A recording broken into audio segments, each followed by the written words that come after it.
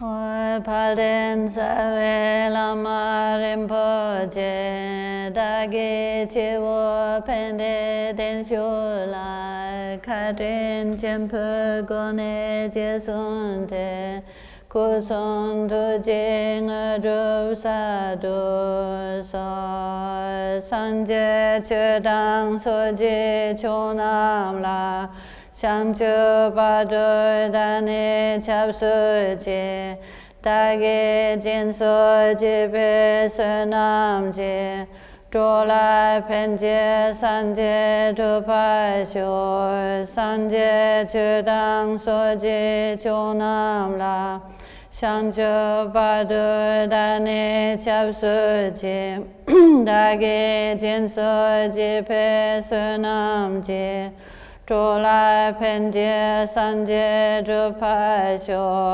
Sanje Chudang Soji Chonam La Shangchu Padu Dani Chapsu Chi Dagi Jinso Jipe Sunam Chi Drola Penje Sanje Drupai Shu Semchen Tamche Deva Dang Deve Judan Den Pai Jujik Dunga Dan Dunga Jin Judan Jalwa Jujik Dungal Mepe Deva Dampa Dang Mindal War Jujik Nyering Chadan Dan Dalwe Tonyom Chempola Nepa Jujik Semchen Tamje Deva Dang Deve Judan Den Par Jujik Dunga Dan Dunga Jin Judan Dalwa Jujik Dungal Mepe Deva Dampa Dang Mindal War Jujik Nyering Chadan Dan Dalwe Tonyom Chempola Nepa Jujik Semchen Tamje Deva Dang Deve Judan Den Par Jujik Dunga Dan Dunga Jin Judan Dalwa Jujik Dungal Mepe Deva Dampa Dang Mindal War Jujik Nyering Chadan Dan Dalwe Tonyom Chempola Nepa Jujik Chatsa Wadan Chuching Shakpa Dang Jesu Yirang Kushing Solwa Ye Gewa Chungse Dagi Chisapa Tamche Dagi Shanjub Chingo Lo Chusu Drowa Shinje Lab Tu So Chulam Drowa Shinje Lab Tu So Lam Trulpa Selva Shinje Lab Tu So Trulpa Yeshe Su Charwa Shinje Lab Tu So Lo Chusu Drowa Shinje Lab Tu So Chulam Drowa Shinje Lab Tu So Lam Trulpa Selva Shinje Lab Tu So Trulpa Yeshe Su Charwa Shinje Lab Tu So Lo Chusu Drowa Shinje Lab Tu So Chulam Drowa Shinje Lab Tu So Lam Trulpa Selva Shinje Lab Tu So Trulpa Yeshe Su Charwa Shinje Lab Tu So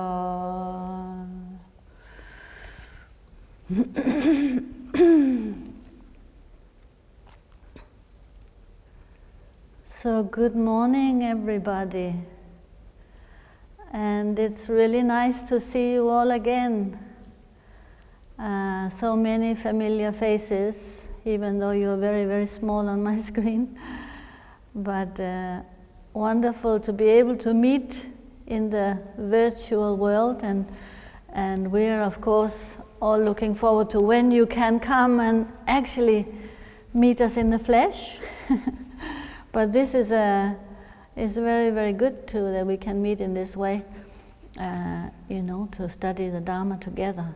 So I'm very happy to see you, and I'll put this down. So today we're going to start this new course, and we're sorry that we're a little bit late. We had a little bit of a panic at the beginning because we couldn't let you in. We were not able to let you in, but it seems like it's working now. So let's start. Like we will be studying these 4 dharmas. Yes, we will be studying, and of course we should all start by having the right motivation. That's why we are chanting these prayers at the beginning. We take refuge, we chant the 4 immeasurables, the 7-branch prayer, and then we chanted now the 4 Dharmas of Gampopa at the end. Actually, they usually start saying Dadang Semchen Tamche Loche Sudrowa Shinchen, like meaning I and all sentient beings, may I and all sentient beings, may our minds turn towards the Dharma, etc. So we're saying these aspiration prayers at the beginning, not just to chant the prayers, not just as words, but as a way of instilling these thoughts in our mind and these motivations in our mind. So please remember bodhicitta, and I know that you are all familiar with what that means, and thinking that you will practice, you will study the Dharma for the benefit of yourself, so that you can really evolve and develop and eventually reach enlightenment and be a benefit for all sentient beings. That's the motivation we should have. So we should start all of our Dharma practice, all of our study with that motivation, because it makes it very vast, and also it just stops us thinking only about ourselves, which is in a way our main problem a lot of the time. We spend so much time thinking about ourselves. Now the Dharma is telling us, think about all sentient beings. This is how we will really benefit ourselves and others. So, so we start here. So we will look at these 4 dharmas, the 4 dharmas of Gampopa. This is the next 4 classes. It won't exactly go one dharma per 1 class, because I think we need to spend more time on the beginning, more time on the first of these dharmas. So maybe I'll just read through them, the 4 dharmas of Gampopa. So, grant your blessings so that my mind may turn towards the Dharma. That's the first one. That's the one we need to spend a lot of time on. May my mind turn towards the Dharma. Then grant your blessings so that Dharma may progress along the path. Once my mind has turned towards the Dharma, may I continue to improve and sort of assimilate the Dharma so that there is progress. Grant your blessings so that the path may clarify confusion. My confusion may be dispelled. Grant your blessings so that more and more clarity may develop in my mind. And grant your blessings so that confusion may dawn as wisdom, that I may eventually reach have the result of the path, the wisdom of mind. So before we can clarify confusion, before confusion can dawn as wisdom, we first need to turn the mind towards the Dharma. So that is our most important line really in this. But so today I wanted to just give you a little bit of brief introduction to this lineage and talk about Gampopa, and then we start on this first Dharma of Gampopa. So to say about Gampopa, that Gampopa was prophesied by Sakyamuni Buddha. That says quite a lot. Have to be prophesied by Sakyamuni Buddha in the Samadhi Raja Sutra, in the what's called the King of Samadhi Sutras. the Buddha prophesied Gampopa as someone who would spread the Dharma very widely in the future. And also in a sutra called the White Lotus of Compassion Sutra.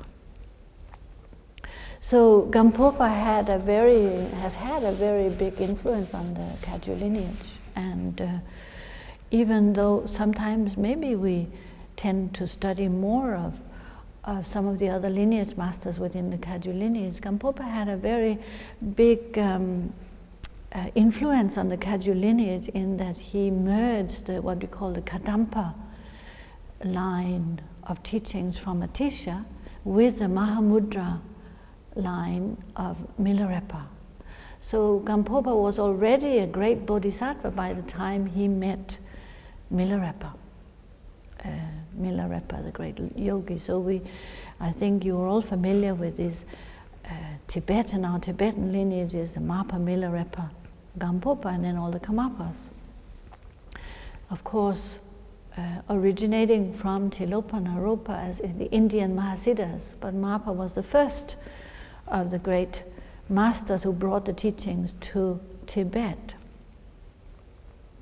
But yes, so in terms of Gampopa, we can just sort of look a little bit, just very briefly look at the life of Gampopa.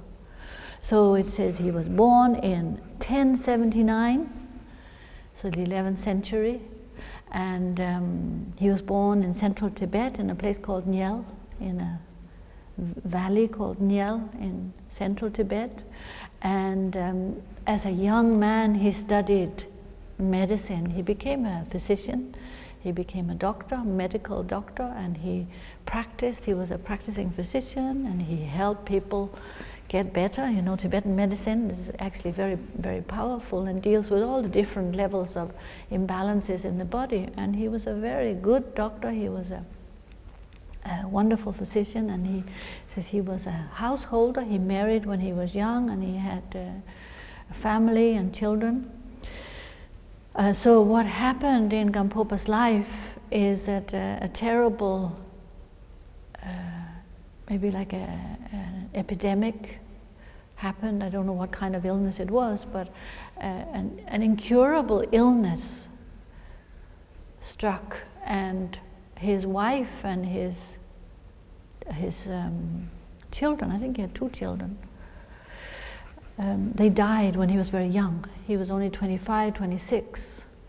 So they both caught this illness, and Gampopa was unable to cure them, which was a terrible tragedy for him, you know, especially as a physician. I suppose he would have felt even more distraught. He was unable to cure his own family, and they all died.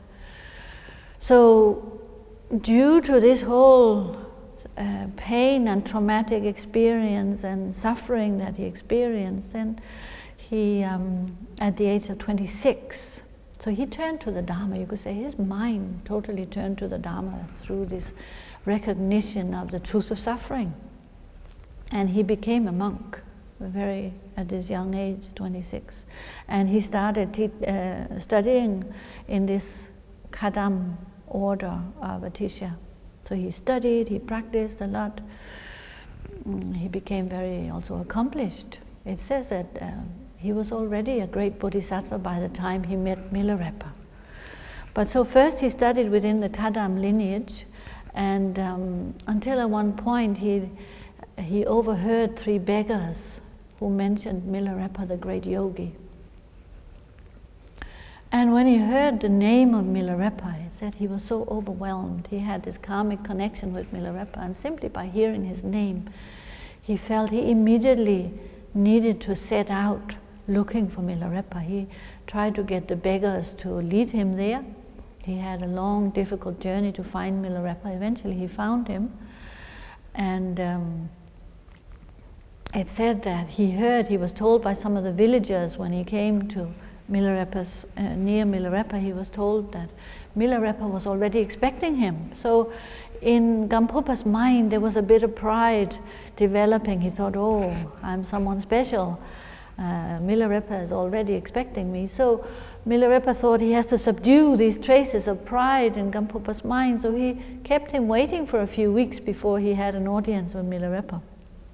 But eventually he met Milarepa, and Milarepa gave him teachings and transmissions and set him practicing all the different instructions he gave him.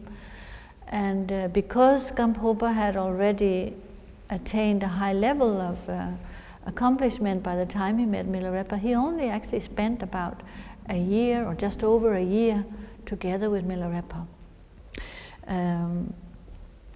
So in that time he received all the special transmissions, like the 6 yogas of Naropa, Mahamudra instructions, etc.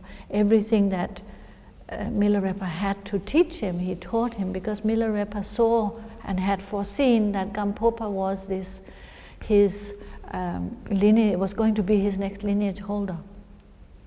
And then he sent him into retreat. He said, you must go to a particular place and do retreat for 12 years, and then come back and see me. He gave him actually a date and a month and a year to come back. Come back and see me at this time, after your retreat. And so after he spent these 12 years meditating in different retreats, then he returned to see Milarepa, but he came too late. He just missed Milarepa. Milarepa had already passed away at that time when he returned, so he was very, very distraught. You can imagine if this was an instruction you had been given by your guru, come and see me at that time, and you just miss it, and that's it. Your chance, your last chance to see him is gone because he's died. So this would have been very, very sad.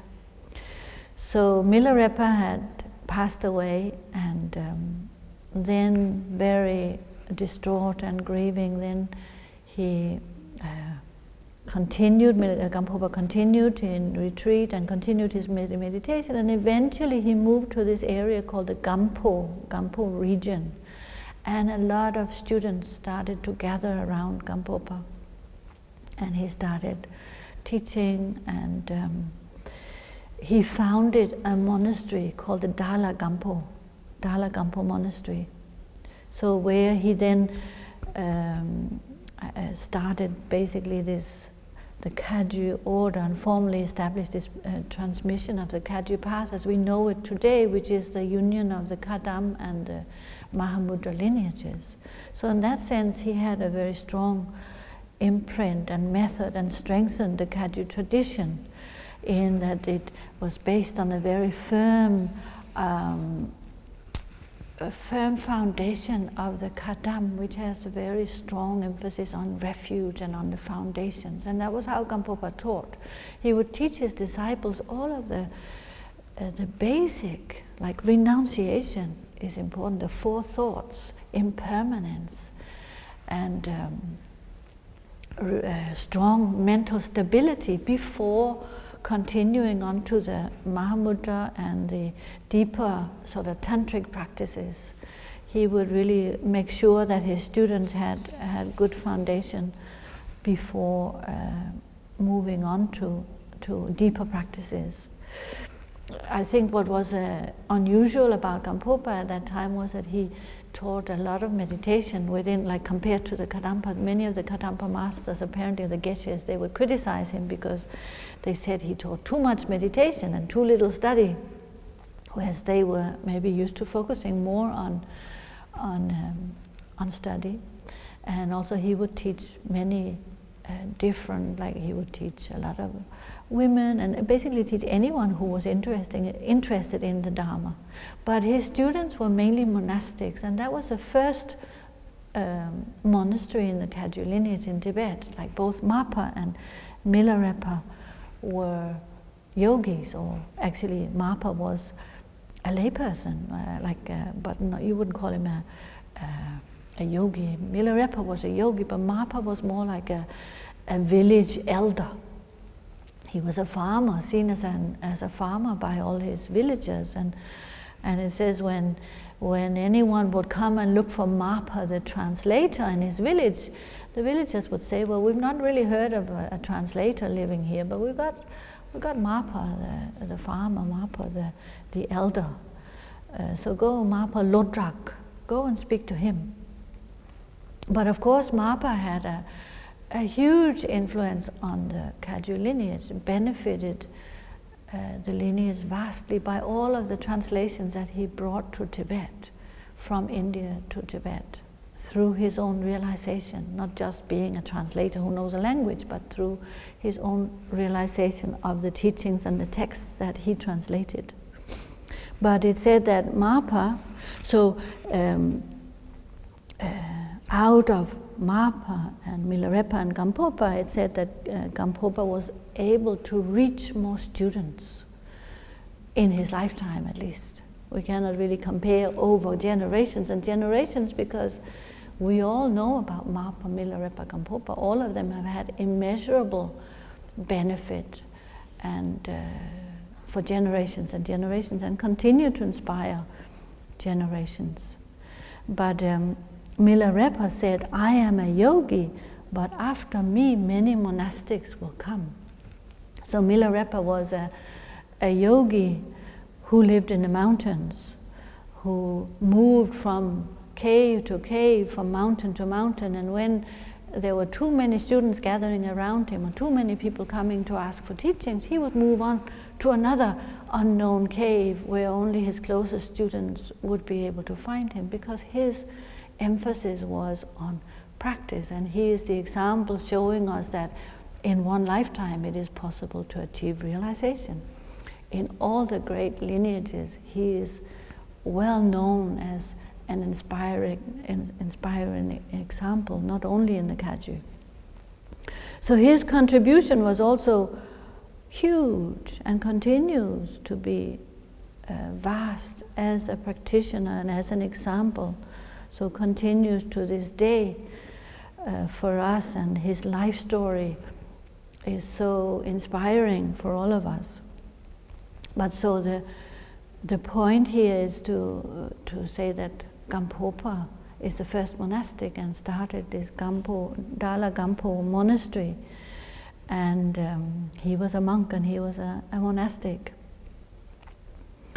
And so he was told to go to this Gampo region in eastern Tibet, an area called Dakpo, and his name became this Dakpo Gampopa, Dakpo Rinpoche, the precious one from Dakpo. You know, his original name was Sönam Rinchen, precious merit. Sönam is merit and Rinchen is precious. So when he first met Milarepa, he was called Sönam Rinchen. He introduced himself as Sönam Rinchen, and Milarepa commented on this name, that he has great merit. He's someone with great merit who will spread the teachings far and wide. And he said he was like a shining sun, illuminating the teachings like a shining sun. So these 4 dharmas of Gampopa are, they're part of the collected works of Gampopa. It said they're in volume 3, but they're not translated yet. They're actually, they are being translated by the Mapa, Mapa Translation Society, I think, in Seka retreat. Some of you will know Kunga and Tuban Rinpoche Khenpo Labo. They are working on translating these volumes of Gampopa, collected works of Gampopa. So within this volume 3 we have these 4 dharmas of Gampopa, and they are not finalized. We can't really, unfortunately, share them with you yet because we don't have a finalized version. But in that version, when we look at these 4 dharmas, it says, actually the first line, it says, may the Dharma become the Dharma. It says so, but then we pray that the Dharma becomes the Dharma. Here we say that Lord Chesu Droas in Jila Dusol is like, may my mind turn to the Dharma. But this original version says, may the Dharma become the Dharma. So, but then it also, His Holiness Karmapa explained that in one of the main students of the Gampopa, it comes as Lo Chushu, may our mind turn towards the Dharma. So it is an authentic version. May our mind turn towards the Dharma, which is the same meaning. May the Dharma become. May our Dharma become the true Dharma, the pure Dharma. So we need to basically think about, like, how do we turn our mind to the Dharma? This is a question we have to ask. This is a key point. May our mind turn towards the Dharma. Has my mind truly turned towards the Dharma? This is what we should all ask ourselves. Do I have renunciation? That's what it means. This key first line. There's of course not a lot of we have to put flesh on the bones. We only have the bones now. So in this course we have to look at what does it mean to turn your mind towards the Dharma. So I looked at a few points here, and what I would like to read to you is part of this draft translation from the collected works of Gampopa. That is a draft translation that Kunga has made, where these are the words of Gampopa himself. It says, the Dharma becoming the Dharma. Like meaning, how do we turn our mind towards the Dharma? So I will read to you first a few things, and then we will look at it in more detail. So here Gampopa says, the Dharma will not become the Dharma, meaning our mind will not turn towards the Dharma until the thought that there is nothing whatsoever to be done, until that thought has arisen within you, that there's nothing whatsoever to be done.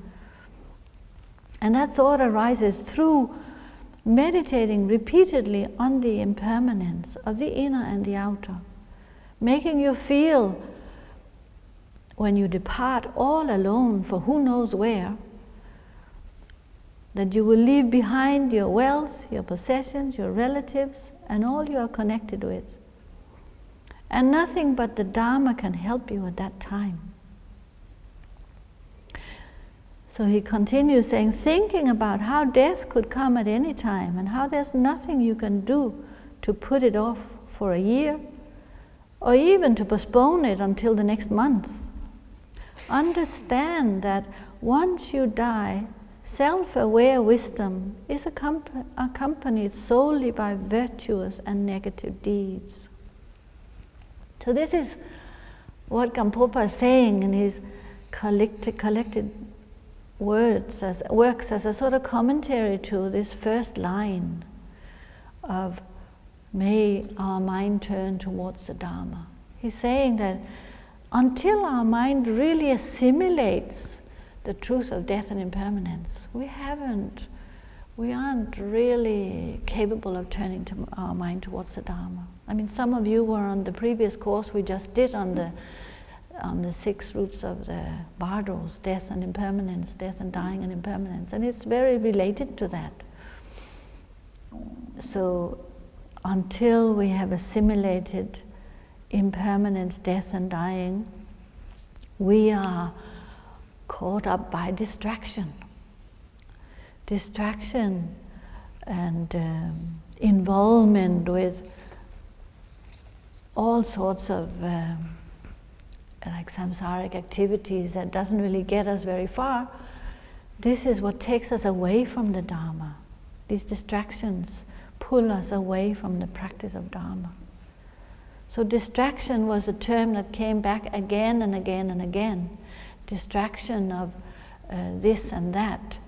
And distraction from the fact that every, time flies. We will depart from this world, and we need to, the only thing that can help us at that time is the Dharma. So Gampopa is saying that if we really want to turn our mind to Dharma, we need to give up distraction. We need to assimilate impermanence. So that tells us, what should we look at? How do we turn our mind to the Dharma, right? tells us very much, look at impermanence, look at death and impermanence. This is what we need to contemplate to, if we want to develop renunciation. So I also looked at another slides commentary. It's called the 4-Point Advice by Jamyang Chense Chögyalodro, a great Nyingma master actually, but who studied all the great lineages from the 18th, 19th century. And he says, recollecting impermanence and death, averting attachment to this life, and cultivating renunciation, these are the 3 means of limiting your concerns. This is the instruction for turning the mind to the Dharma. So he's looking at these 4 Dharmas of Gampopa and saying that if we want to turn our mind to the Dharma, the 3 key points are impermanence and death as one, averting attachment to this life, and then cultivating renunciation. Well, this is how we cultivate renunciation. So, in this first point, basically, turning, may my mind turn towards the Dharma, what we should first look at is impermanence and death and dying. If we want to, if we want a method, if we want a way, if we are asking ourselves, how can I turn my mind to Dharma? If we're asking ourselves, is my mind truly turned towards the Dharma? Do I have renunciation? Then there are ways of looking at that. There's ways that we can contemplate and ask ourselves and observe. And there are ways that we can assimilate this truth of impermanence to wake us up to the fact that we don't have limitless time. We don't have all the time in the world. So for that, I thought that the best thing we can do now is to look at a text. So I'm giving you a lot of different information all in once without you having a lot on the screen. We will send you, after the session, we will send you some of it, okay? So don't worry, we will send you some attachments. So the first one is called the 9-point meditation on death and impermanence. And this comes from Atisha. So the Atisha that, founded the Kadam lineage or school at Gampopa, studied before coming to Milarepa. So it's very appropriate to join this little text and little contemplation at this point. So the 9-point meditation on death, I think you have that maybe up on the screen. So Atisha was a scholar at the Nalanda Buddhist monastery in India. And he came to Tibet at the invitation of the king at that time, because there was a need for reestablishing the Dharma after Lang Dharma at that point there was a great destruction of the Dharma, and many monasteries were destroyed. And so Atisha was brought to Tibet in order to help reestablish the Dharma. And he helped to found this Kadam tradition and established strong emphasis on taking refuge, strong emphasis on renunciation and the basics and laying the foundations. So he brought this method of the 9-point meditation on death. So yes, you have that there. So it helps you, it represents you with 3 root truths, 3 reasons for these root truths, and 3 conclusions. So 3 reasons for each of the truths, and then for each of the verses there's a conclusion for each. So we'll look at these, okay? When we are saying, may my mind turn towards the Dharma, grant your blessing that my mind may turn towards the Dharma. If we don't properly assimilate impermanence, our own impermanence, then it's very difficult to give up distraction, because there's so many different attachments, so many different distractions and involvements in our life that will take us away from the Dharma. So this is what Gampopa recommended, right, when he's saying that until we have properly assimilated this fact that our life is very short, then it will be hard for us to turn towards the Dharma. For those of you who are on Facebook, then I think we have shared some things on Facebook as well from the Mapa Translation Committee of these 4 Dharmas of Gampopa. So you can also have a look at them there, come from the collected works of Gampopa.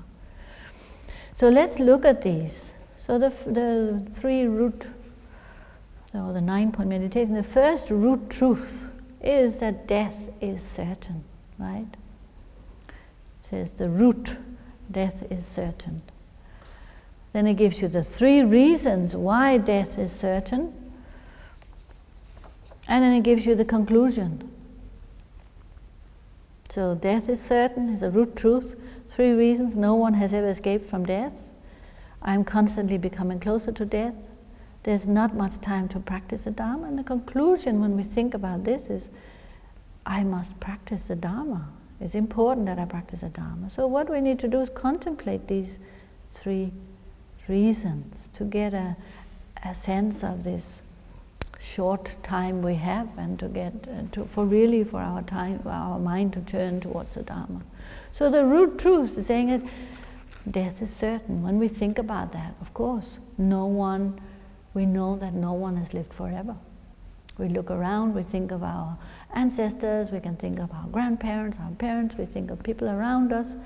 Previous generations have gone, no one remains. It will be my turn eventually.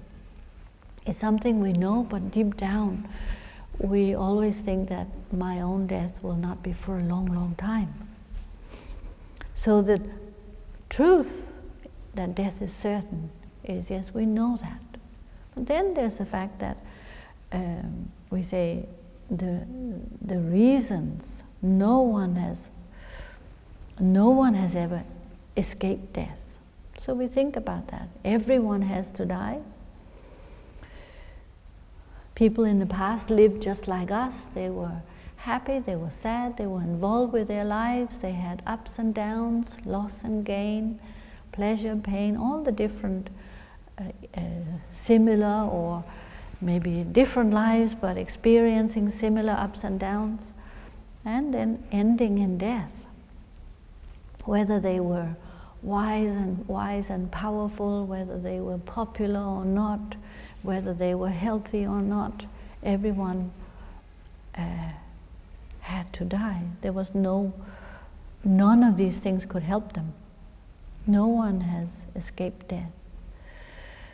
So what's quite a sobering thought is that all of the billions of human beings living on this planet right now, we can think in 100 years from now, we will all be gone. In 100 years or maybe 110 years, surely we will all be gone. So we cannot think of anyone who will ever live forever. That's the second reason, says that we are constantly coming closer to death. I am constantly coming closer to death. So we think about time, how time is moving, how each day by day, it's like we are on a journey, we are on a train, and that train is coming closer to its destination, which is our final destination is death. We know of the certainty of death. No one has ever lived forever. We will also come to that point. So with day by day, we are constantly coming closer to that destination. Each minute, each hour. When we've had our, we used to have a death and dying day in the center where we would have these different exhibitions of coffins, and contemplations, we would have a little, what do you call it, like an hourglass. You turn around 15 minutes and the sand runs through the hourglass, or usually it's just a very short period of time, and you could sit and just observe the sand running. You turn it over, another 15 minutes goes, another 15 minutes go.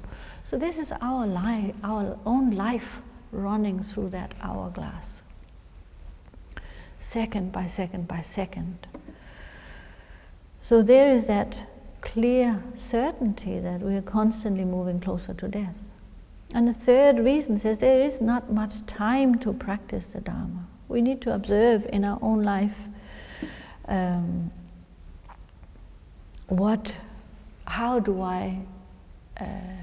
much time do I spend really contemplating death and dying? How much time do I spend preparing for my own death? How much time do I spend practicing the Dharma? Because we could say that the best way to prepare for death is our spiritual practice. Because at the time of death, only our mind is the only thing we can rely on. And our spiritual practice will strengthen our mind. We will gain mental stability through our spiritual practice. So the more time we spend on our spiritual practice, the more benefit we will have both now during our life and at the time of death.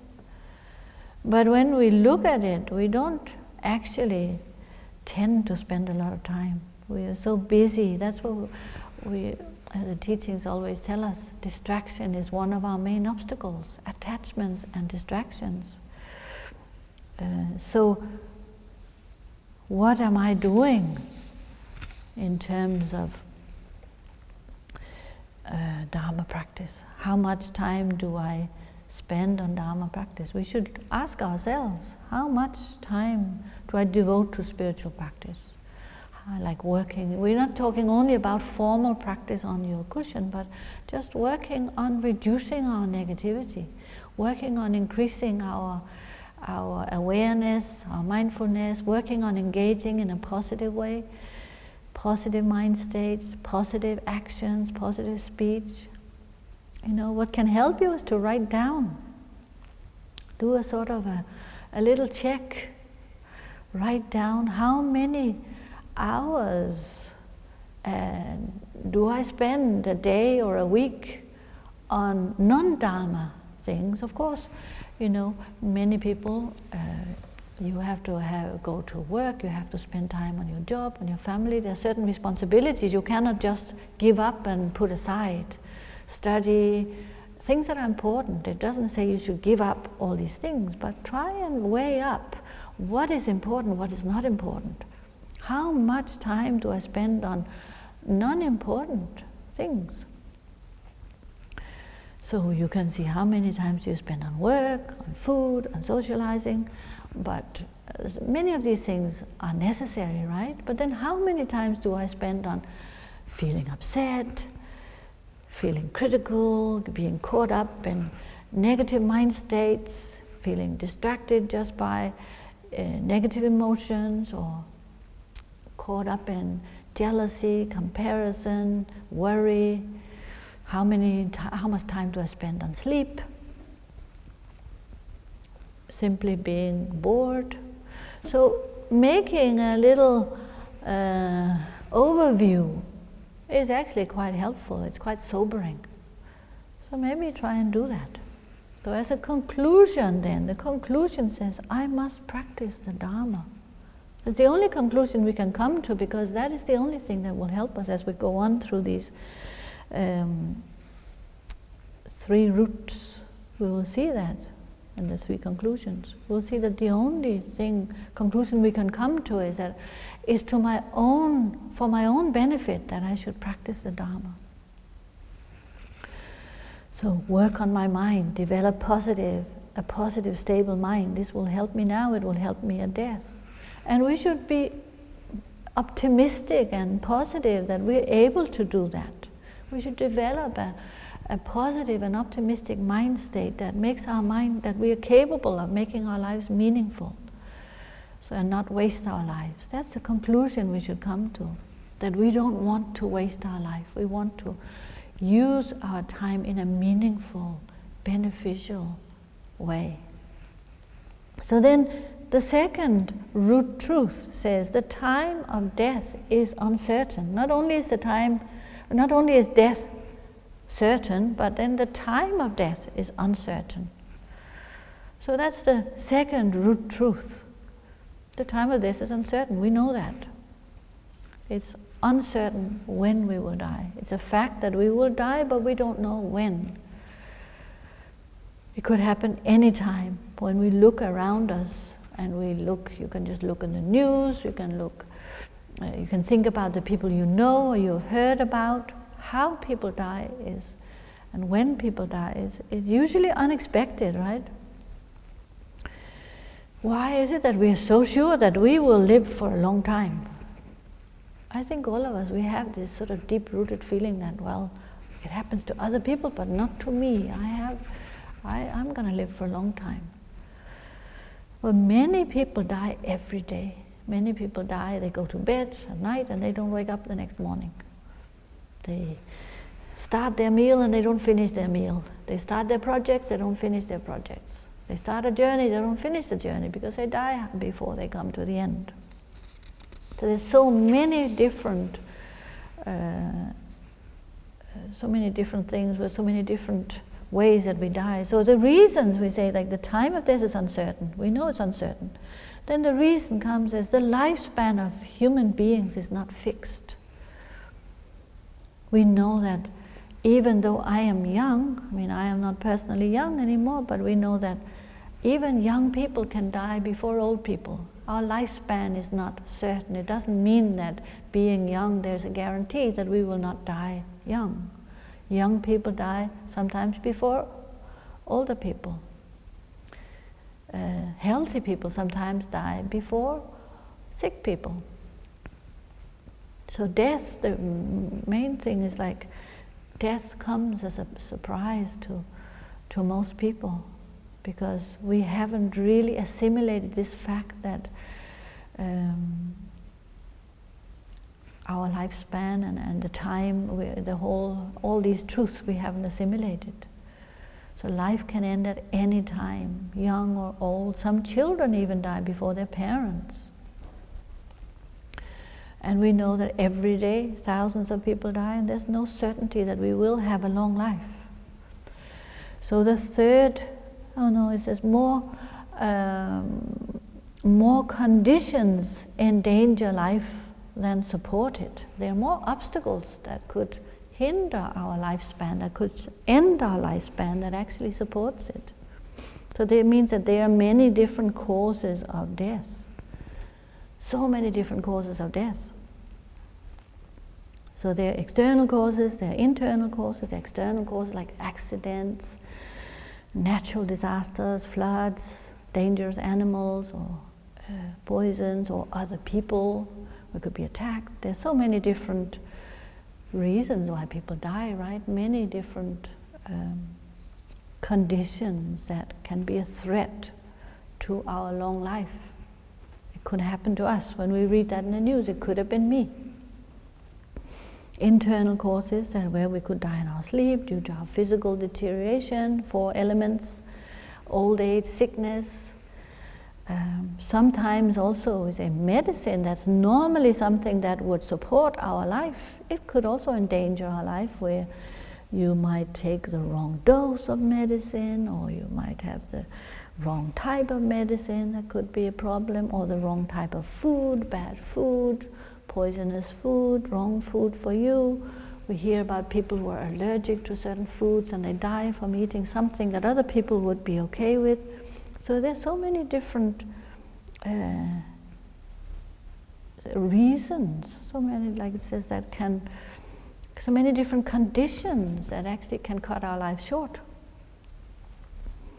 Like things that, houses that give shelter, etc., they could collapse. Now, of course, we shouldn't all be terrified of these things happening for us, but they're just examples that we hear about this happening to other people. And the third reason is that the body is very fragile. So we can see that even just a few days without food or water, we start to shiver and shake. If we do nyungnes, people who do the practice of nyungnes, where you're fasting for a couple of days, you feel very weak, even just sitting up straight when you haven't had water for a while, for a long time, then you become very weak. Small infections, very smallest illnesses can make us feel very weak. So just think back of when we have been ill or we've been injured. It's very, very clear that our body is actually not that strong. We cannot really rely on our body. We should look after it. We should take care of it. We don't need to pamper it, but we should make sure that we look after our health, because it is precious, our precious human body, but we also need to recognize how fragile it is and how easily we could lose it. So the conclusion here is that I must practice the Dharma now.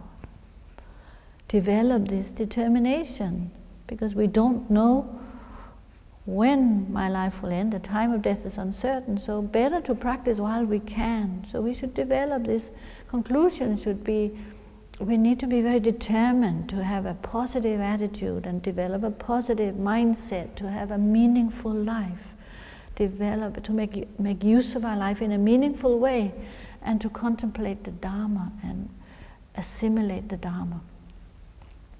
So what is useful for you to maybe think about and contemplate is, how would you like to look back on your life at the time of death? So what would you like to have achieved at the time of death when you look back? You don't want to look back and think, oh, my life was not meaningful. I wish I had done this, I wish I had done that. What would be important for you at the time of death? What type of mind state would you like to have at the time of death? And also, how would you like your loved ones, what kind of mind state would you like your loved ones to be in at your own death? And then to think that if you have a stable mind at the time of death, that will support your loved ones. If you suffer less at your own death, then they suffer less. So those things are useful to think about, not with fear and terror, but as a way of preparing, as a way of assimilating and becoming used to this fact of we are going to die. So we started a little bit late today, so I will just finish the third of these truths today. So that's the conclusion, like that, of this second truth is, I must practice the Dharma now. In all these different ways, contemplate, thinking about it, practicing it. Then the third root truth says, nothing can help at the time of death except my Dharma practice. Seeing these previous truths of the death is certain, time of death is uncertain, then nothing really can help me except the Dharma. So the first reason for that says, wealth. Wealth cannot help me. Even though I've spent so much of my life maybe accumulating wealth, certain things are helpful in our life. It is good to have security in your life, so you have a place to stay and you have a roof over your head and you have no financial insecurities, worries.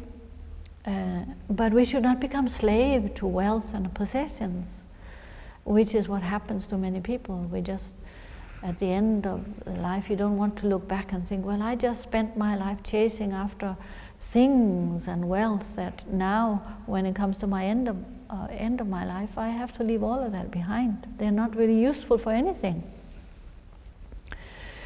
So wealth can be helpful. It can help you physically to get you, medicines, and if you need medicine and food and education and a good comfortable life, and maybe freedom to practice the Dharma, freedom for your spiritual path, and also an ability to help others perhaps, an ability to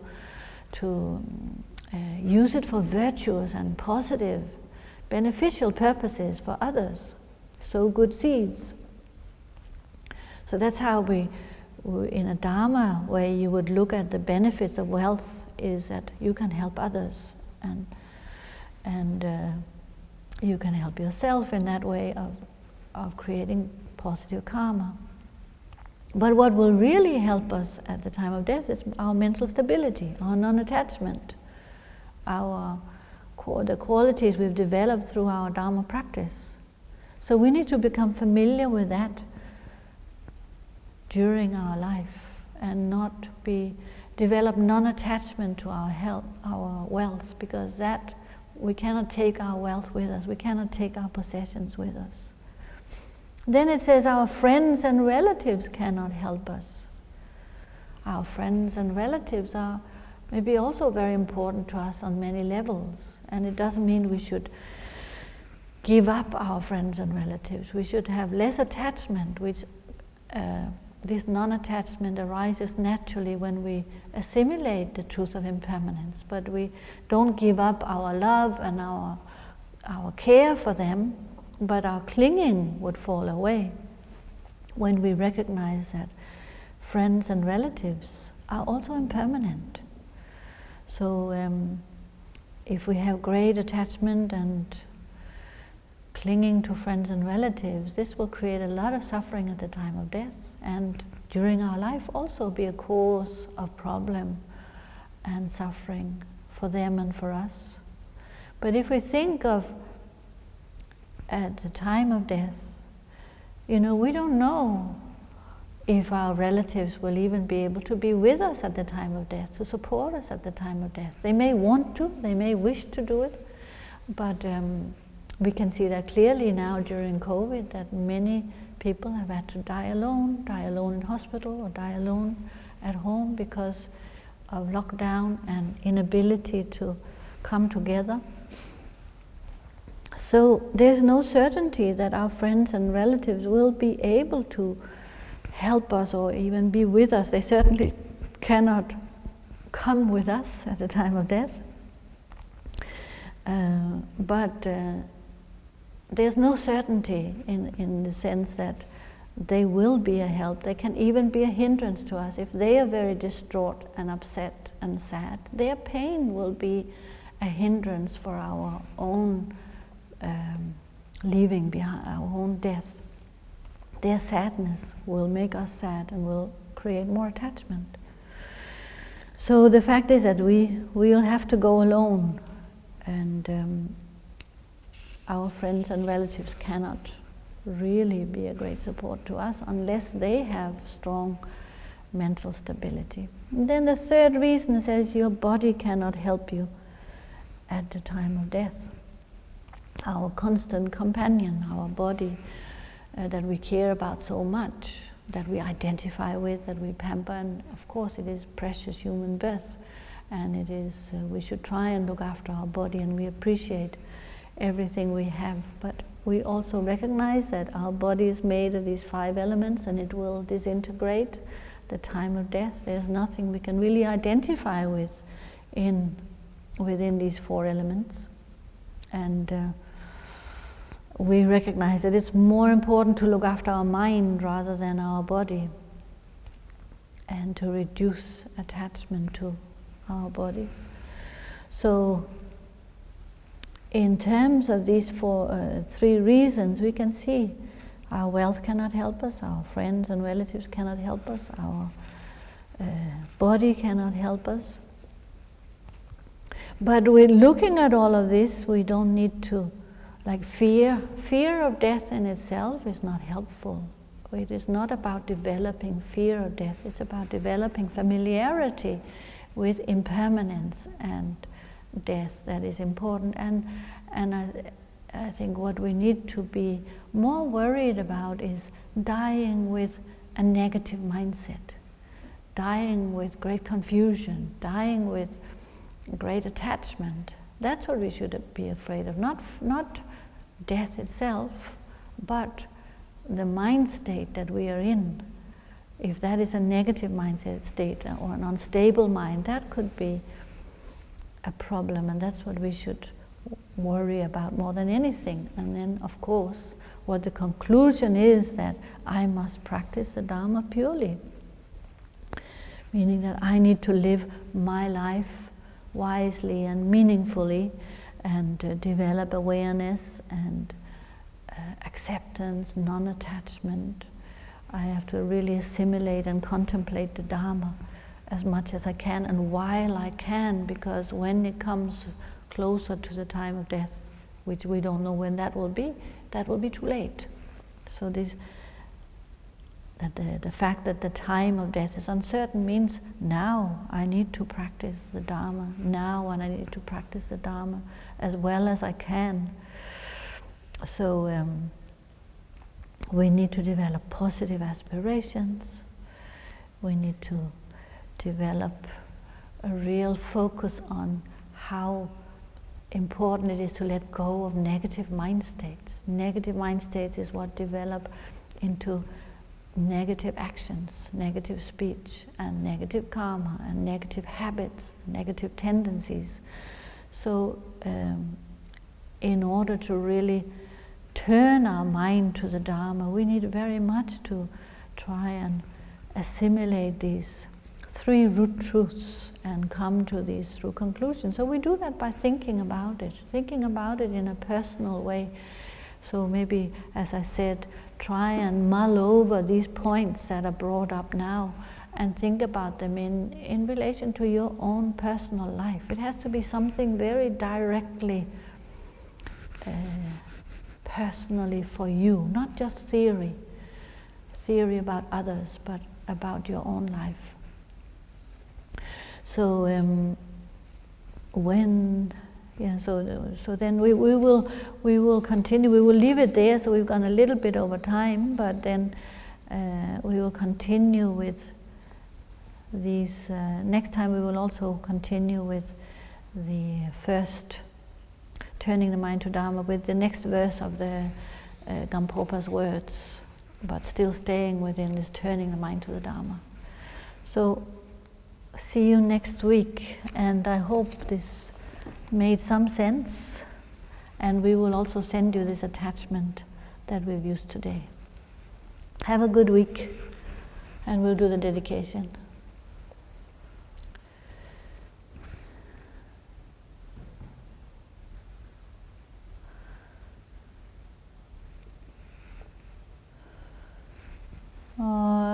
Sunam de tamche sepane topne nye pedanam pamche ne chegana je balav tupaye sepe sole dowa dolwa sho samcho semne rimpoche mache panam je chik che pa nyam pa me padang konne kondu pelwa sho gewa de nyodo da sha cha chen po drup jone dowa chik cha malu pa Teye sala gopa sho. So see you next week, and I hope you got the